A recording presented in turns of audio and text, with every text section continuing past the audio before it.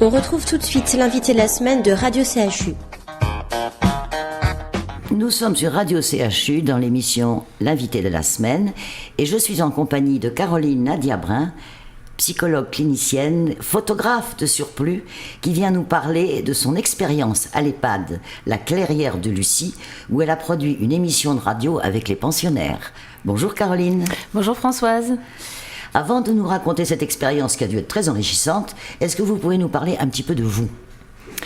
Alors, moi, de manière générale, voilà, je viens du nord de la France et je suis arrivée à Bordeaux pour faire mes études et j'y suis restée. Et j'ai commencé à travailler donc d'abord en psychiatrie et ensuite dans le milieu du handicap et en maison de retraite. Ça a été un choix pour moi de travailler en maison de retraite. C'est une clinique qui est passionnante et voilà. Et en parallèle, j'ai toujours eu une activité artistique par la peinture, le dessin et la photographie, où je suis arrivée à la photographie en 2015, où je me suis inscrite aux Beaux-Arts et en section libre. Ça m'a mis un peu le pied à l'étrier et puis ça m'a permis de donner naissance à de beaux projets dont je parlerai tout à l'heure. Voilà. Mais quelle a été votre formation au départ pour pouvoir accéder à ces services ? Alors ma formation, c'est psychologie clinique et pathologique. Donc j'ai un diplôme de l'Université de Bordeaux. J'ai également un master recherche de l'Université de Poitiers. Et, recherche sur quoi ? Alors j'ai fait de la recherche sur la psychopathologie du jeune adulte. J'ai fait 2 travaux de recherche sur la schizophrénie. Ah. Voilà, où j'ai inventé. C'est psychiatrique carrément. Oui, c'était psychiatrique. Oui. J'ai inventé une épreuve pour discriminer les productions des patients schizophrènes de la population générale. Et voilà, c'était aussi très intéressant. À un moment donné, voilà, j'ai arrêté. Je suis pas allée jusqu'à la thèse. C'est un lourd travail, la thèse, et ça dure très longtemps. Oui, et puis à un moment donné, l'université commençait à être pesante. Voilà, j'avais besoin de voler de mes propres ailes et de rentrer dans mon parcours professionnel. Et vous avez trouvé facilement cette EHPAD ? Alors oui, parce qu'en fait, c'est un lieu dans lequel j'avais fait un stage quand j'étais étudiante. Et j'y allais de temps en temps aussi bénévolement quand il y avait besoin, parce qu'à l'époque, il n'y avait pas de psychologue. Et donc, je venais de temps en temps rendre service. Et donc, ça a un peu tombé sous le sens quand il y a eu un recrutement. Parce qu'il y a un poste de psychologue dans cette EHPAD. Voilà, il y a un poste de psychologue. C'était d'abord un mi-temps, en CDD pendant plusieurs années. Et ensuite, j'ai eu le concours. Et maintenant, c'est un 70%. Et c'est un EHPAD qui compte plus de 80 résidents. On a une unité Alzheimer qu'on appelle unité protégée. Voilà. On a un pôle d'activité de soins adaptés, où on a du personnel, quand ça fonctionne bien, on a du personnel pour faire des activités thérapeutiques avec les résidents. Voilà, et on a une équipe qui est très volontaire, dynamique, malgré les difficultés, parce qu'il y en a quand même dans les maisons de retraite, en quantité de personnel, voilà, il y a des grosses difficultés. Mais on est une bonne équipe. Vous êtes une bonne équipe et vous êtes soutenu par le personnel. Par le personnel, par la direction, par notre hiérarchie aussi, la mairie de Bordeaux, parce que c'est un EHPAD de la mairie de Bordeaux. Oui, c'est un EHPAD municipal. Et quel rapport avez-vous avec la mairie de Bordeaux ? Alors donc l'EHPAD, il est géré par le CCAS de la mairie de Bordeaux. D'accord. Ça fait partie du projet social de la mairie de Bordeaux d'avoir 2 EHPAD, donc la Clairière de Lucie et Maryse-Bastier, qui est situé au Grand Parc. D'accord. Voilà. Quel type de pensionnaires y a-t-il dans cet EHPAD ? Alors, il y a des... Vous m'avez parlé des personnes... Donc, c'est des personnes âgées à partir de 60 ans qui peuvent décider... Parce qu'on est vieux à 60 ans ? Il y en a qui peuvent se sentir vieux, qui peuvent se sentir avoir besoin. Il y en a quelques-uns qui, par des parcours un peu chaotiques... sur le plan social ou médical, ont besoin de rentrer assez jeunes dans une maison de retraite. Et donc, c'est l'âge légal. Pour pouvoir faire un dossier, c'est 60 ans. Ah bon ? Voilà. Je n'aurais jamais pensé. Ouais. Alors, les entrées, maintenant, se font beaucoup plus tardivement. Et donc on a des personnes qui sont en rupture sociale ou qui ont une histoire psychiatrique aussi, qui peuvent pas vivre seuls, donc ils ont besoin d'un entourage, d'une structure pour pouvoir vivre tranquillement. Et après, on a des personnes qui ont des difficultés motrices en lien avec le vieillissement et qui ont besoin de soins, de présence. Et après, on a des personnes aussi qui ont des maladies dégénératives du type Alzheimer ou autres. Ou démence sénile. Voilà, ou démence sénile, ou démence vasculaire, des maladies de Parkinson. Et donc, voilà, qui peuvent... Alors, on a une unité protégée qui est dévolue aux personnes qui ont une maladie de type Alzheimer, mais... ces personnes-là ne sont pas forcément accueillies uniquement dans cette unité. On accueille dans cette unité les personnes qui vont avoir des troubles du comportement ou qui vont avoir une agitation motrice, surtout. Ne serait-ce que le fait de déambuler. Voilà, qui vont avoir envie de partir ou de déambuler. Et donc, dans l'unité protégée, ils peuvent déambuler en toute tranquillité. Absolument. Voilà, ils peuvent aller venir. Du coup, on n'a pas à agir sur leurs troubles par des médicaments, voilà, on les laisse faire. C'est très sain. Et voilà, et ça se régule par le mouvement et voilà, c'est intéressant. Et est-ce que vous voyez les personnes qui entrent à l'EHPAD avant leur accès ? Alors idéalement. Ce qui veut dire pas toujours. Pas toujours. Voilà, parfois on a des surprises. Mais idéalement, c'est vrai que c'est bien pour l'entrée, pour que l'entrée se passe bien, que la personne nous ait vus, qu'elle ait vu les lieux, on fait visiter. Alors, généralement, la directrice et la personne qui fait l'accueil font ce travail. Moi, selon le profil de la personne, je peux la rencontrer en amont, mais c'est vrai que c'est pas toujours le cas. Vous la rencontrez quelquefois quand elle est entrée. Voilà, ou le jour de l'entrée. D'accord. Voilà. Et alors, j'ai vu que vous aviez monté une radio qui s'appelle Radio Clairière avec vos pensionnaires. Comment les avez-vous recrutés, si on peut appeler ça un recrutement ? Alors, le recrutement a été... j'ai fait un peu du porte-à-porte dans la maison de retraite. De chambre en chambre. Voilà, de chambre en chambre. Je leur ai proposé mon idée. Donc, cette idée a jailli... du quotidien, de mon quotidien à moi, après avoir fait presque 10 ans de groupe thérapeutique avec des résidents. J'avais envie de changer un petit peu de modalité et je me suis inspirée de ce qui se passe autour de moi. Là, c'était la télévision de Radio Moustache dans l'émission Scène de ménage donc, sur M6. C'était très amusant d'ailleurs. Voilà, avec Raymond et Huguette qui font une radio qui dépote. Et je me suis dit, tiens, ça serait intéressant de faire ça avec les personnes âgées. Je pourrais garder les mêmes objectifs thérapeutiques, psychosociaux, mais ça apporterait un petit peu de dynamisme. Et donc je leur ai proposé comme ça, je leur ai dit voilà, j'ai une idée, après avoir eu l'aval de ma directrice. J'imagine. Voilà, qui était partante tout de suite, elle a dit allez-y, banco, on fonce. Et donc je suis partie uniquement de cette idée-là. Et je leur ai demandé s'ils voulaient bien qu'on se réunisse pour en parler. Et c'est comme ça que ça c'est parti. C'est-à-dire que moi, j'avais juste cette idée et c'est avec eux que tout s'est tricoté, quoi. Ça s'est construit grâce à eux. Voilà, ensemble. Et comment faites-vous pour préparer les émissions ? Et combien d'émissions faites-vous par mois ? Alors, on est parti, donc la méthodologie, on est parti sur, idéalement, une émission par mois. Ah, quand même. Oui. C'est lourd. Concrètement, on arrive de temps en temps à faire une émission par mois, mais c'est plutôt une tous les 2 mois. Ouais. Avec les congés, les formations, c'est plus réaliste. Et donc on se réunit une fois par semaine, donc avec 8 à 9 résidents. On se réunit dans mon bureau. Et donc on part du principe qu'il nous faut au moins 4 rencontres, 4 ateliers radiophoniques pour faire une émission. Donc l'émission est en différé, n'est pas en direct, on la construit au fur et à mesure. Et on commence toujours, donc la première rencontre, c'est la conférence de rédaction. On a essayé d'utiliser aussi un vocabulaire adapté qui renvoie à la radio. Voilà, on ne fait pas semblant, on essaye de vraiment faire une émission. Vous les impliquez complètement. Oui.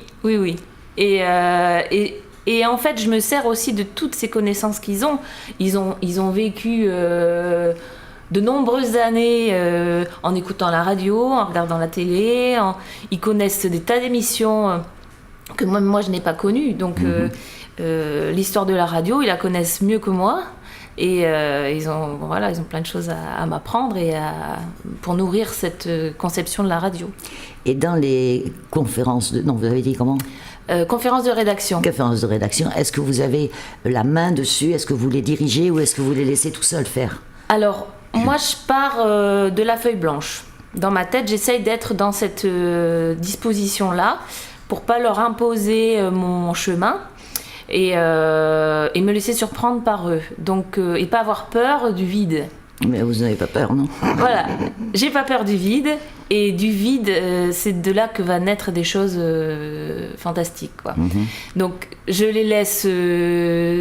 alors, je ponctue quand même, je les laisse pas j'imagine. À essayer de se creuser la tête et sans que rien ne vienne. Donc...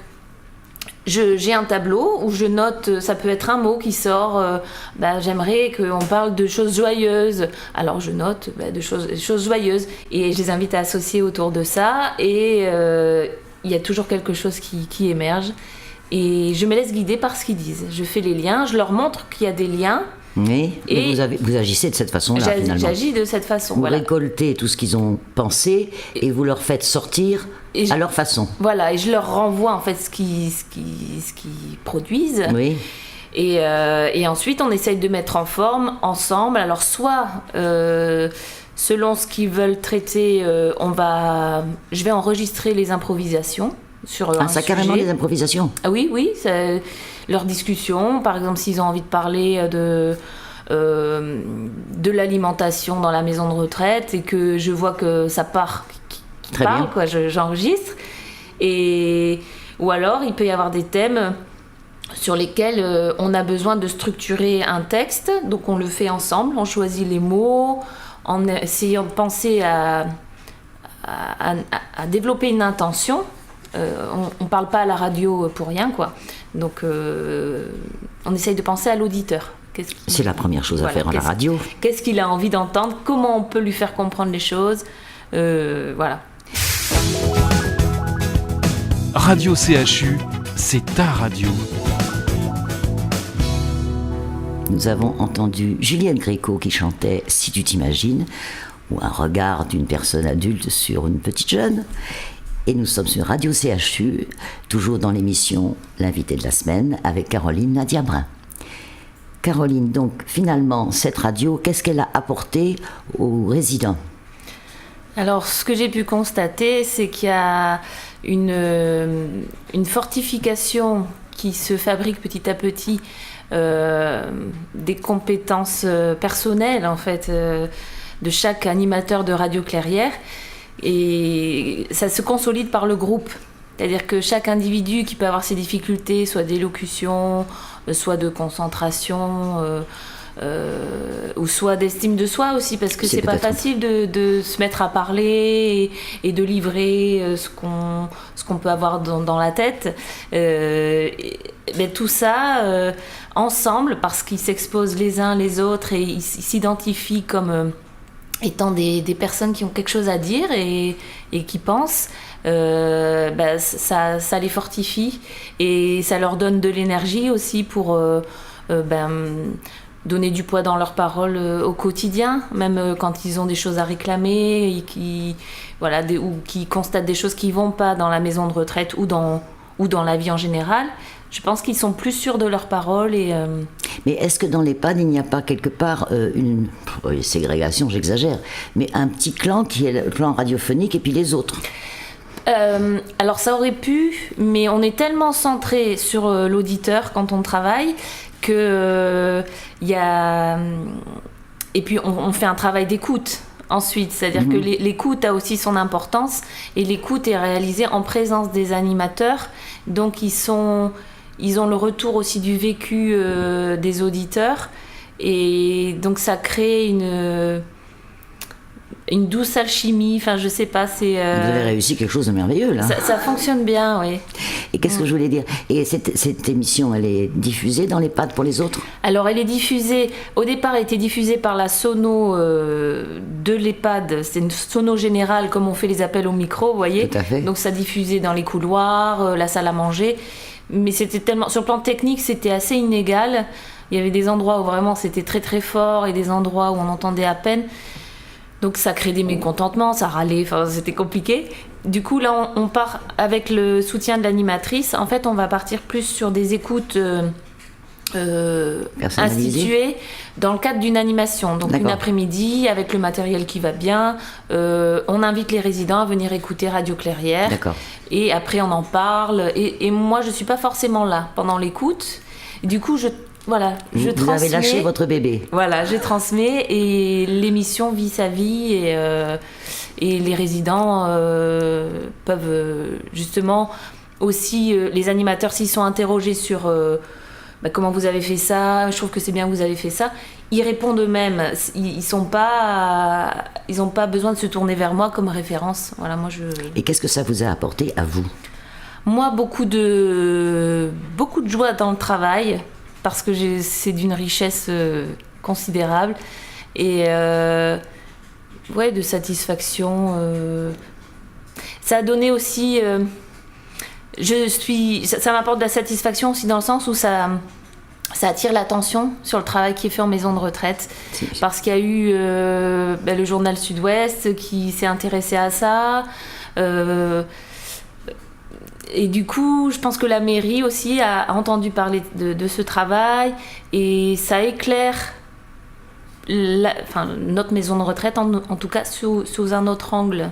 C'est peut-être pour donner comme une sorte de virus aux autres maisons de retraite. Pourquoi pas? Il faudrait des psychologues de votre genre. Mais je pense qu'il y en a. Après, il faut oser, quoi. Faut y aller. Je pense que c'est ça. Oui. Et en fait, on n'a rien à perdre. Et mais si tout le monde pensait comme vous, ce serait merveilleux. On le sait pas forcément. Mais alors, on va parler de vous un petit peu, parce que vous avez une autre activité, je crois. Vous êtes photographe. Et je rappelle que vous avez, comment dirais-je, fait une présentation, si l'on peut dire, de l'Odyssée temporelle, c'est le nom. Vous avez été soutenu par l'UNESCO. Et vous avez présenté votre travail à la Conférence mondiale des humanités. Je répète ce que vous m'avez écrit. Et vous avez reçu le premier prix des fondations de France et de Médéric Alzheimer. Mais comme vous me l'avez écrit, vous ne me l'avez pas dit, parce que vous êtes trop modeste pour ça. Alors vous allez, s'il vous plaît, me parler d'Odyssée temporelle. Alors Odyssée temporelle, c'est un travail photographique que j'ai réalisé avec les personnes vivant dans l'unité protégée de la maison de retraite. Mon idée de départ, c'était comment considérer ces personnes dans leur déambulation autrement que dans l'aspect négatif de cette déambulation. Pour moi, ces personnes, elles vont quelque part et quand on les écoute et qu'on les accompagne dans leur déambulation, il y a toujours un lieu qui est évoqué. Et donc c'est à partir de ce constat-là que je me suis dit, mais ça serait beau, ça serait intéressant de voir si je pouvais réunir leur portrait photographique au présent et ce lieu qui est évoqué par la personne et de faire un montage, de réunir ces deux réalités, parce que pour la personne, quand elle déambule, ce lieu, elle l'a dans sa tête et c'est une réalité au présent. Donc je voulais réunir au présent ces deux réalités par des images. Et ça a fonctionné. Alors déjà, les portraits, les personnes ont été très enchantées de faire ce travail. Donc dans la maison de retraite, j'avais... Ils n'ont pas été gênés d'être photographiés? Pas du tout. Moi j'avais peur qu'ils vivent ça de manière un petit peu angoissante. Et en fait, je me suis rendu compte que l'appareil photo, c'était un objet qu'ils reconnaissaient, qui leur faisait pas peur. Et après, il y avait mon intention aussi. J'étais aidée d'Isabelle Mirac, qui est assistante en soins en gérontologie, qui est référente de cette unité. Et on a fait ça comme un jeu. Et vraiment, ça a bien pris. Et ensuite, donc avec le concours aussi des familles, mais de toute l'équipe aussi qui connaissait l'histoire des personnes, je suis allée photographier ces Certains lieux, oui. Voilà, donc ça a été par exemple la boutique Sonia Riquel pour une dame qui était couturière et qui avait œuvré il y a Longtemps. 40 ans, 50 ans pour Sonia Riquel. J'ai vu le marché des Capucins, je crois. Le marché des Capucins, où cette dame, ça, elle me l'avait confié quand elle était petite. Elle avait à peine 4 ans. Sa mère travaillait comme lingère et elle portait les paquets de linge. Et donc les capus, pour elle, c'était... Quel rapport entre le linge et les capus? Alors, oui, mais c'était les Capucins. Après, c'était l'âme des Capucins qu'elle décrivait. D'accord. Donc, il y avait le linge, mais après, il y avait tout l'esprit des Capucins et du marché. L'image est très belle, je l'ai vue, voilà. elle est superbe. Voilà. Et c'est une femme qui avait vraiment, malgré la maladie, une générosité, une façon d'être gourmande de la vie, quoi. Et donc, dans cette photo, j'ai réussi à retranscrire ça. Parmi toutes, elle est très belle. Et comment ont-ils réagi quand ils ont vu les photos? Ça, c'est intéressant. Oui, alors j'ai tenu à ce qu'ils soient les premiers spectateurs de l'image et je leur ai demandé de me dire, voilà, devant cette image, qu'est-ce qu'ils avaient envie de dire. J'ai recueilli leurs propos et pour la plupart qui, à cause de la maladie, généralement, ils ne se reconnaissent pas. Pas eux-mêmes? Non. Et ça mais ils reconnaissent les lieux. Ça n'a pas manqué. Donc, au départ, ils ne se reconnaissent pas. Ils voient la personne. Ils disent « Ah, tiens, qui c'est celle-là? Elle a les yeux bizarres. Quand je serai vieille, j'aurai les cheveux comme ça. » Et petit à petit, en reconnaissant les lieux, en identifiant des éléments du lieu, la parole a pu réinvestir un jeu. Je suis... c'est moi. Ils ont réussi à trouver c'est moi. Oui. C'est merveilleux. Pour certains, oui. Comme le monsieur qui allait beaucoup au stade Chaban-Delmas. Donc il est représenté comme levant les mains, comme un grand supporter des Girondins, au milieu des supporters. Et lui, c'est vraiment... c'est le stade. J'étais gardien de salle de sport. C'est moi. C'est merveilleux. Donc... même sur le plan de la recherche clinique, c'est très intéressant. Absolument. Ce Et comment l'idée vous est-elle venue? Ça m'est venu d'une manière assez comme un insight. Vraiment, ça m'est tombé dessus. Mais vous êtes pleine d'idées finalement. Oui. Après, bon, ça m'est tombé dessus comme ça et j'ai testé l'idée avec un petit garçon de ma famille. Mais qui a posé pour moi à la maison. On a fait des tests pour voir si ça pouvait fonctionner. Parce qu'il fallait quand même mettre la photo au milieu du reste, c'est un montage. Voilà, c'est un montage. Et au départ, je ne savais pas faire de montage. Je me suis lancée dedans, je n'avais pas encore les compétences, donc j'ai travaillé et j'ai réussi. Et cette exposition, où est-ce qu'elle a eu lieu pour que vous soyez primée? Alors cette exposition, elle a eu lieu dans la maison de retraite au départ, avec un vernissage. L'idée, c'était de faire rentrer les gens, tout venant, dans l'unité protégée pour justement lutter un peu contre les discriminations, Absolument. Les peurs. Démystifier. Voilà, on peut rentrer dans une unité protégée et passer un bon moment avec des personnes qui ont certes une démence, mais qui sont capables d'être en relation et on peut vivre des super moments quoi, avec eux. Donc ça a été exposé là. Et ensuite, à la Maison des Savoirs Partagés à Floirac.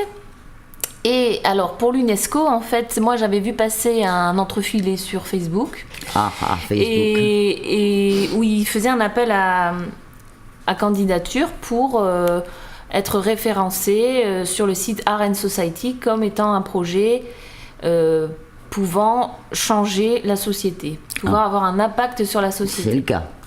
Et donc, moi, je me suis dit, allez, j'y vais. J'ai candidaté avec une petite vidéo d'1 minute 29, fallait pas dépasser 1 minute 30.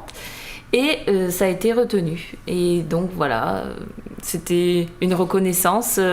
L'équipe a été très fière de ça aussi, quand je leur ai annoncé vraiment... voilà. Et après la Fondation de France, j'ai rempli un dossier qui était assez important. Et l'idée, c'était de montrer l'engagement aussi d'une équipe dans un travail de ce genre. Donc là, c'est l'EHPAD qui a été primé, c'est la maison de retraite qui a été primée pour avoir accueilli ce travail. D'accord. Mais vous avez l'intention de continuer dans la même ligne ou vous avez de nouvelles idées? Alors, j'ai 2 nouvelles idées. Donc là, actuellement, je suis sur le plan photographique, vous voulez dire? Oui. Sur le plan photographique, je suis sur deux autres projets, donc en lien avec Pali Aquitaine. Donc Pali Aquitaine m'a missionné pour réaliser un projet que j'ai appelé Bienvenue, faites comme chez moi. C'est un travail en lien avec les équipes de soins palliatifs à domicile. Oui. Et l'idée, c'est de figurer par la photographie, la complexité, le maillage complexe entre l'envahissement, entre guillemets, du médical Et du matériel. à domicile, du matériel et des préoccupations médicales en lien avec la maladie de la personne. Donc ce lien entre le médical et l'espace de vie de la personne, son Chez elle. chez-soi, Chez elle. tel qu'elle veut le vivre. Et donc l'idée, c'est de passer un message en regardant ces photos et de se poser la question du respect du chez-soi. Et de la personne. Et de la personne, de comment elle veut vivre son environnement. D'accord. Mais si je comprends bien, vous n'avez pas fini de faire des projets. Non. Voilà. J'espère bien. Eh bien, nous sommes à la fin de l'émission. C'était dans l'invité de la semaine, Caroline Nadia-Brun, qui nous a parlé de ses 2 expériences en milieu d'EHPAD et puis de ses expériences personnelles de photographie. Voilà, je vous remercie beaucoup, Caroline. Merci beaucoup à vous. Au revoir. Au revoir.